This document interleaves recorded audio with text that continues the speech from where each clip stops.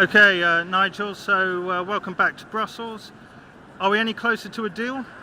Yeah, we are really. I think a week ago it was pretty clear that the government was on the verge of signing up to a deal that would have kept us wrapped into the customs union for goodness knows how long. I mean, effectively, up until the next general election, it would have been Brexit in name only. Northern Ireland, of course, being used as the excuse for all of this, and by the way, very cleverly done by Mr. Barnier. I think the Prime Minister was stunned by the sheer level of opposition that came over the weekend from 63 Conservative backbenchers and indeed from the DUP, and she knew this would lead to outrage. So she comes this week, my guess is nothing gets agreed. She goes home and she's portrayed as the great champion who stood up for Britain in the face of the Brussels bureaucrats, and then she comes back in a few weeks' time and tries to sign the same thing. But why would it change? Why would she be able to get this through Parliament the second time of asking? Oh look, after the Chequers deal, you'd have thought she was about to be removed. Within a couple of weeks that had gone. So political emotions go up and they go down again.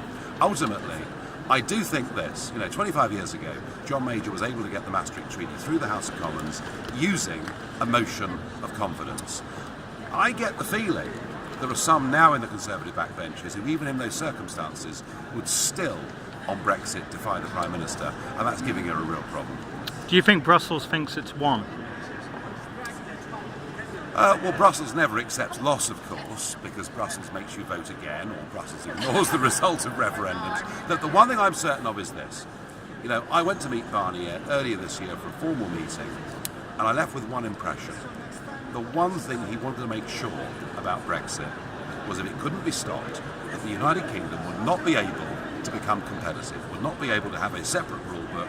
Northern Ireland has been the excuse used for that. Sadly, thus far, the British government has swallowed it. So we are headed, under this current leadership, towards Brexit in name only. And I think in terms of UK politics, that will be unfinished business in quite a big way. A lot of the EU leaders, Angela Merkel, for example, has been saying Germany's getting ready for no deal. Do you buy that? Well, of course they're going to say that at this stage. I don't think they mean it. But look, as far as I'm concerned, no deal, no problem. I mean, stop somebody in the street and say, I've got a really bad deal for you, do you want it? No one is going to say yes to that.